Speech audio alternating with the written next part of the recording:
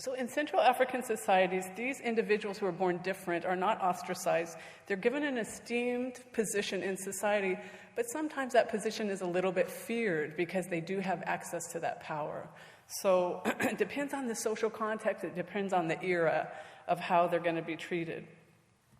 We know that this is a reality from ethnography that's been collected over the past 500 years, such as the English trader Andrew Battelle. He showed up in the kingdom of Luango in the 16th century, and he noted at the king's court there were albinos and there were dwarfs, or little people, that were there, and they served as advisors to the king. In my chapter that I contributed to the catalog, I'm arguing that this ideology is very important for understanding the figures that are produced by rainforest peoples as protective to go over the sacra contained in the containers, in the boxes and the pots and the bundles. Almost all those artifacts that we're looking at are associated with iterations of the Bwiti institution, which is dedicated to a supreme earth spirit that affects the well-being of the people within its domain. And these sculptures are serving as protectors to both the living and the deceased alike. There's a lot of evidence to show that Bantu envision these primordial beings as short-statured, dwarf-like, that they associate them with the primordial Batwa, but there's this other element that they add in, and that's attributing infant-like qualities to them.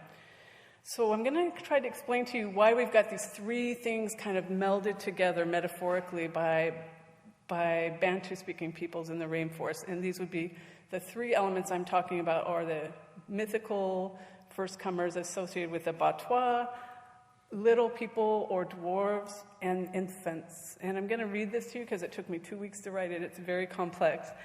So I'm going to read out of my text here, and it's not very long. So the reason we're combining these three things, we'll start with the dwarfs.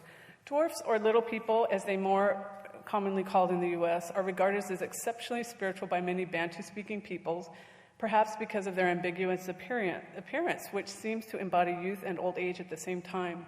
Central Africans appear to have focused especially on the youthful aspects of this ideology, making explicit comparisons between the bodies of dwarves, newborns, and primordial first-comers to the earth.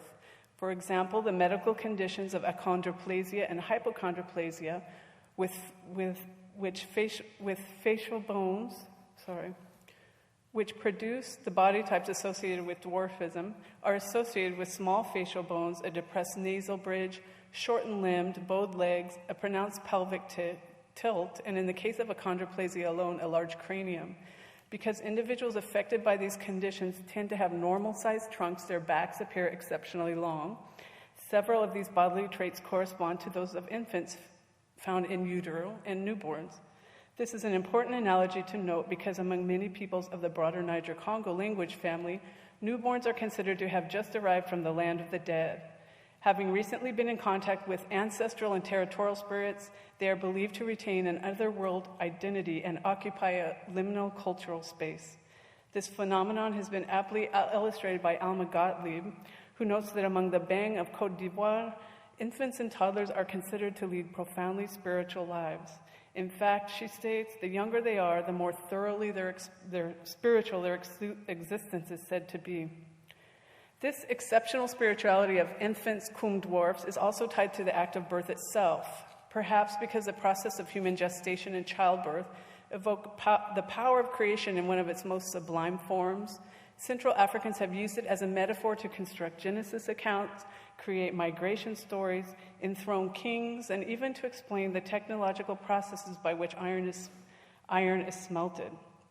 Seen as the ultimate act of creation, birth is associated with the supreme creator, who in many Central African societies is fused with the notion of a supreme nature spirit as well. It is through this set of cosmological associations that infants, dwarves, and short-statured firstcomers are all linked with territorial spirits. They are conceived of as the foremost messengers of the supreme and creator God, who, as such, are primarily beneficent in nature. So given this knowledge and having worked on this in a book I wrote, when I looked at these sculptures, to me, I'm seeing right away these kind of characteristics here. And this is these are Fong sculptures.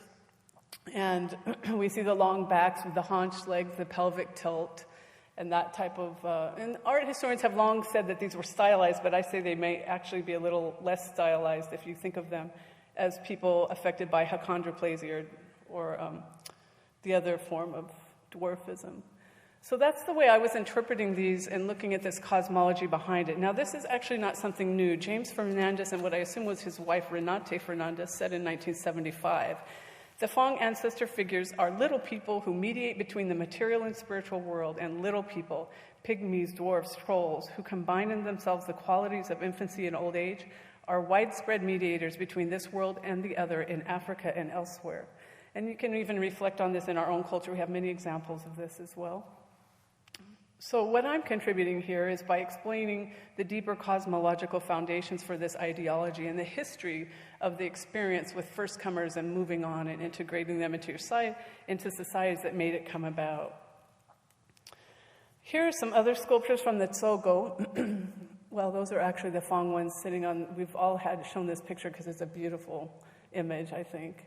And so, you know, the haunched legs are useful for sitting on the edge of the box or the container, but they're also representative of that kind of bodily form.